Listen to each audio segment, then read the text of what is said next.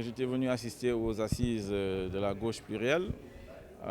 J'ai rencontré beaucoup d'amis, beaucoup de camarades avec lesquels nous avons cheminé dans les assises nationales, dans Benno Siggil Sénégal à l'époque.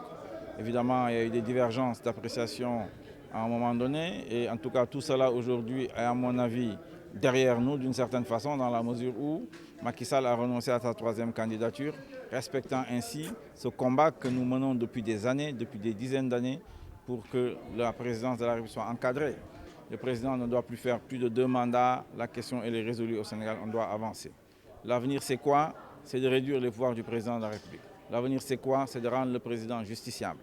J'ai mis en gage, je suis venu leur dire, en leur tendant la main, en leur disant que je suis candidat en 2024, évidemment.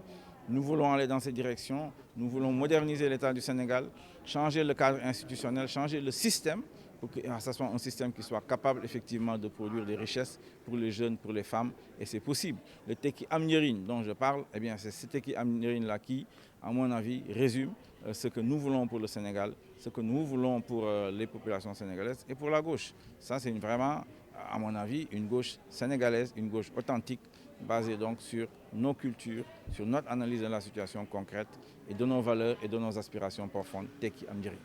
Oui, c'est ce que je dis. Il faut absolument diminuer les pouvoirs du président de la République, les encadrer dans le domaine des ressources naturelles et foncières. Sinon, ça va être la catastrophe. Parce que l'enjeu du monde, c'est autour des ressources minières, pétrolières, énergétiques et foncières de l'Afrique et du Sahel en particulier. Il faut qu'on en soit conscient. On ne peut pas laisser ça à une seule personne. Ce n'est pas juste. Une seule personne ne peut pas gérer ça, ce n'est pas possible.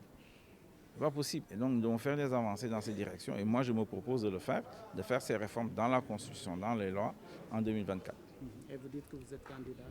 Je suis candidat en 2024. Si je suis élu, je vais appliquer ce programme et je vais l'appliquer à moi-même. Le président doit être justiciable. Le président, on doit encadrer ses pouvoirs.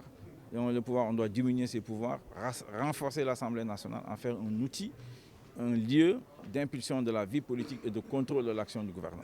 La justice également, nous avons beaucoup d'idées, beaucoup de choses à faire. Et c'est l'encadrement institutionnel. Tout cela, c'est pour lancer ce que j'appelle l'agenda de redressement du Sénégal, y compris sur le plan économique social, la souveraineté alimentaire, les usines, appuyer les entreprises pour créer des emplois. Tout cela est possible au Sénégal, nous en avons une vision très claire.